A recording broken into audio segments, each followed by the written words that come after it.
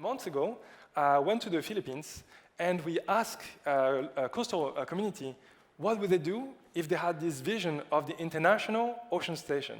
The name sounds really grand, but we really wanted to ground it. And so we started by working with trash collectors, the poorest of the poor, that are working every day with the ocean, or the fishermen. And we collected material from the sea to actually build a model of this International Ocean Station.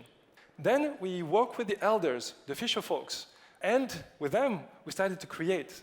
It starts with a simple drawing, with the imagination, and they told us very simple things, that all they want is that they can continue to fish, because their stocks are declining, because they don't have a good understanding of their stocks. And what they could use is that right now they spend a lot of money to keep the fish cool. If they had a floating lab, or like a floating pen, they wouldn't have to keep the fish cold, they just keep it alive in water. Or they could have a floating restaurant, so the tourists would be so happy to come and eat some very fresh food that could make a really good business, or a fish processing plant. So for them, they have a clear idea how to sustain their livelihood and their culture and their identity. Then we asked the young people, and many of them told us that what they want is to work on conservation, but those jobs don't exist yet because there's no infrastructure and the tourism industry is not really geared for that. But if they could have those jobs, they would really love to have them. Then we also talked to indigenous people that live more inland, and they told us that even though they are not on the beach, they really care about the impact that they have on the other communities on the coast. And then we talked to people, hotel owners, and they're dreaming of having hotels on the water. And so maybe next time you go to Bali, you could have a bedroom with a view under the sea. And then we also talked to, for example, this young man who has a heartbreaking story. When he was a very small child, he got abandoned by his parents because they were too poor. And before he was 6, he had to work on a fishing vessels. And at times, he was terrified because the ocean can be a dangerous place. And what he wanted, he dreamed that he could have a shelter, a place where he could hide. He knows that there are thousands of people every year that are dying in the sea. And so he was hoping that there could be places in the sea where people can simply shelter when the weather is too rough. And the last I want to show you is these two gentlemen. They were very proud to tell us that they have been fighting for keeping the cities of La Union clean. They managed to push back on the installation of a coal power plant that would have destroyed the air quality in the community. And they could see that they imagined that this floating infrastructure, this floating lab, could bring them a new kind of green energy. All of this is happening without much money. It's happening under a big tree in a coastal community in the Philippines. And after we meet, every day we would go and swim in the ocean and being really closely connected with the elements. But we wanted to bring this to more people. So 1 week after we built this prototype, we brought it to the Mine Museum, which is the largest science museum in the Philippines. It was in the timeline of the future of transportation. First the oldest boats, and then the colonial boats, and then the Chinese junk.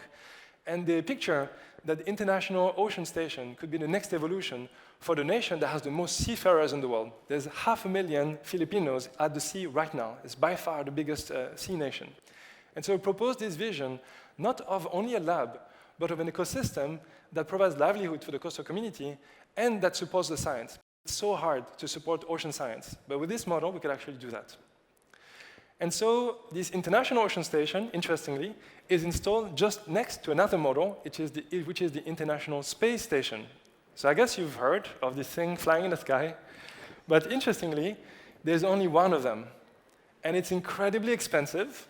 The idea is that we could have many floating International Ocean Stations. Wherever you have a coast, you could basically have a floating lab.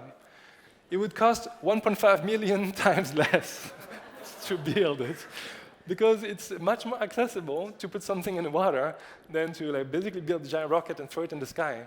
And then instead of looking at climate change, we could be addressing climate change with the coastal community and build revenue for them. So I love this projection. This is called the Spielhaus projection. It's very old, it's from 1931. But it's the first projection that showed the whole ocean as one body. And this is why we use this projection as the logo. And you can see the red dot is the Philippines. The Filipino team dreamed that they're going to be the first to put this dot on this ocean map.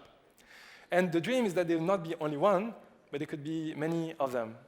And they don't have to have expensive infrastructure. They can start under a tree in a village on the coastline with people that care. The dream is that we can change the narrative, and that yes, we should be able to develop, and at the same time care for the environment. We are in this black dotted circle, and this dotted circle hosts more than half of the world population. And I want to also bring your attention to those red dots. This is the map of the cities that are the most endangered with climate change. Out of the top 100 cities, 99 of them are in Asia.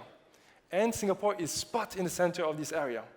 If we develop solutions here, there's the real possibility that we can help ourselves, because we're also going to be, have to deal with climate change, but we can also help our neighbors. When you look at our planet from this perspective now, I hope that you can see that the ocean literally controls the climate. So if we want to find solutions for the climate, we may as well look to the oceans. Thank you very much.